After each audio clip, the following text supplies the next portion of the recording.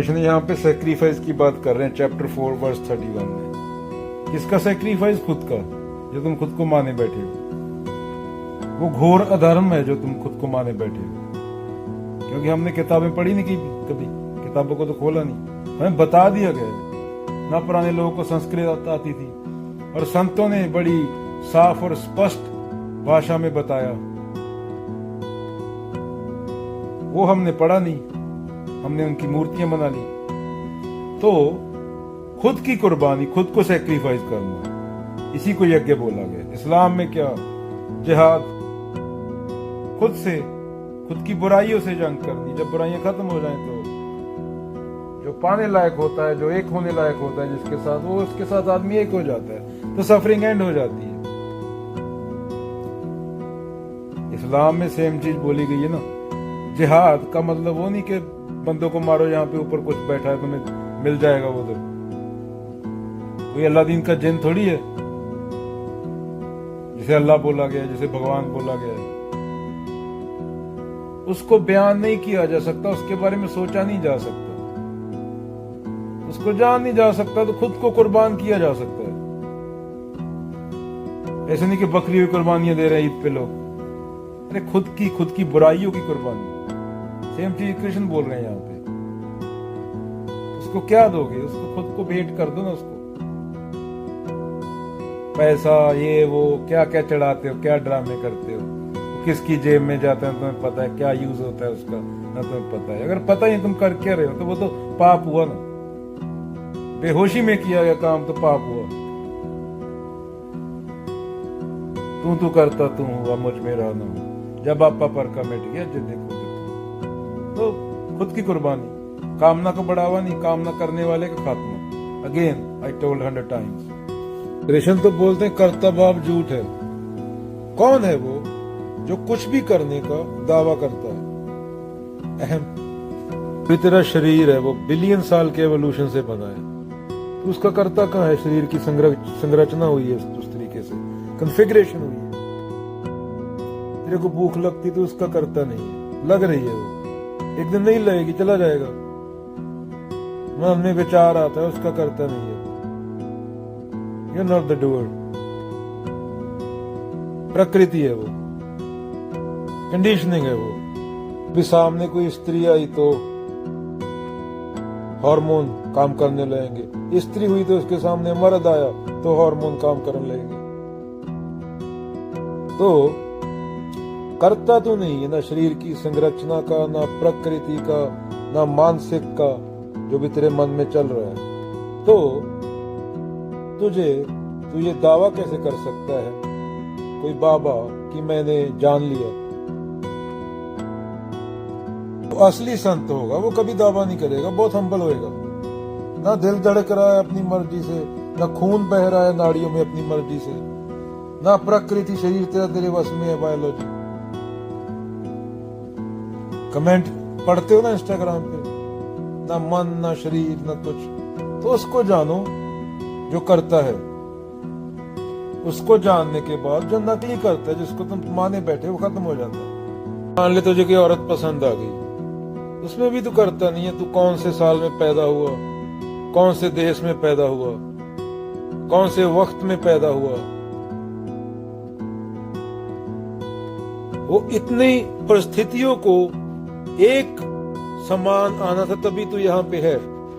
एक nano second भी इधर उधर होता तो तू तो छोड़, पूरी मानव जाति यहाँ पे नहीं होती। आइस से, स्टोन एज, धरती से किसी ग्रह का टकराना पहले, धरती के बनने से पहले, संरचना से पहले।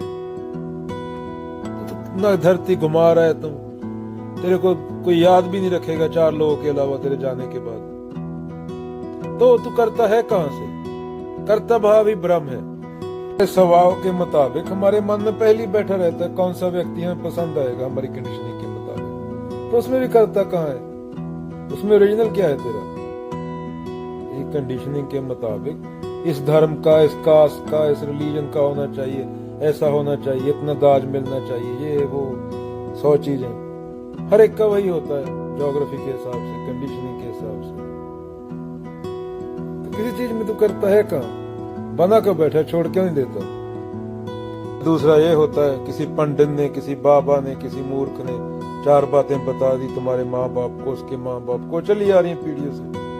उसी तरीके से जीते आ रहे हैं पशु 30 पीढ़ियों से।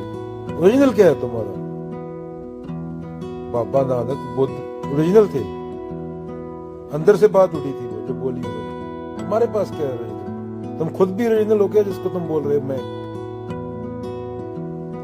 जब ज्ञान से बात निकलती है, जब अंदर से बात निकलती है, तो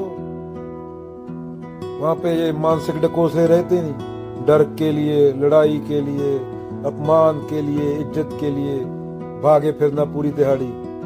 शर्मा जी क्या बोलेंगे, वर्मा जी क्या बोलेंगे, ये गंजा आदमी क्या बोलेगा मेरे बारे में, ये इन्हीं में जीते हम। आलू पकौड़ी, चाट पापड़ी, कद्दू तोरी, खत्म 60-70 साल। मान जन्म दुलम्ब है, मिले न बारंबार, तरु और पत्ता जहाँ जड़े बहुर न लागे ठार। तो छोड़ क्यों नहीं देते? क्यों बार बार रोज मरते हो मौत? एक बार मर जाओ ना, ऐसी मरनी जो मरे बहुर न मरना हो। कभी बॉस से, कभी गंजू से, कभी संजू से। इतनी क्यों पाल के बैठे हो? इतना क्यों सफर करते हो? जिंदगी सफर करने के लिए थोड़ी है, जिंदगी आजादी के लिए है। वही आदमी धार्मिक है जो ओरिजिनल सोच सकता है, जो सवाल उठा सकता है, जो सत्य का खोजी हो।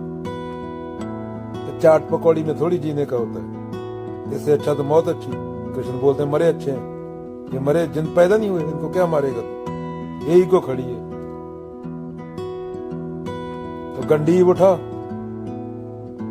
पर तुम कहाँ? तुम तो चाट पकौड़ी के कृष्ण है तुम्हारे तो, या गोपियों के साथ, क्योंकि तुम्हारा मन गंदा है। मन सही होता तो गीता पढ़ते, पर गीता से डर लगता है। तुम तो राम नाम सत्य भी मिट्टी को बोलते मरने के बाद आदमी को। जिंदा को बोलते तो उसका मुक्ति होता। वो सफर नहीं करता 60-70 साल। तुम भी सफर किए, उसको भी सफर कराया। कीड़े की मौत मर गए, प्रकृति की धूल दीवार पे लगी थी, हवाई उड़ गई। एक होता है जो मन के मानसिक डकोसलों से बाहर निकलता है कोई। तुम्हारी प्रथाएं अपने मन के मुताबिक काम ना करने जाना मंदिरों मस्जिदों में, मुझे ये दे दे, मुझे वो दे दे। कामना करने वाला कौन है? उसको तो जानो ना। कामना उठ कहां से रही है उसको तो जानो। बहुत ईमानदार लोग थे जिन्होंने गीता लिखी, उपनिषद लिखे, जिनकी वाणी गुरु ग्रंथ साहिब में आती है। तुम्हारी वजह से वो लोग का ही मजाक बन गए बाहरले देशों में। तुम बता ही नहीं पाए कि वो लोग कितने सिंपल, कितने ऑनेस्ट, कितने सरल लोग थे वो। तुमने चमत्कार बना दिए। कोई पत्थर उठा रहा है, कोई चांद तोड़ रहा है। ऐसे लोग थोड़ी थे वो। ऐसी कोई बात ही नहीं आती, ना गुरु ग्रंथ साहिब में आती है, ना गीता में आती है। हाँ, जाकर तुमने और कहीं कहानियां पढ़ी हो तो अलग बात है, तो पता नहीं, तो कुछ ही बना दो अभी। तो मैं अभी फ्लाइंग ड्रैगन को मानता हूँ, फ्लाइंग मॉन्स्टर, हवा में प्रेत उड़ा जा रहा है, मैं उसको मान लूं। मैंने देखा है भाई, तुझे नहीं दिखता तेरी प्रॉब्लम। तो धर्म तो ऐसे तथाकथित धर्म है।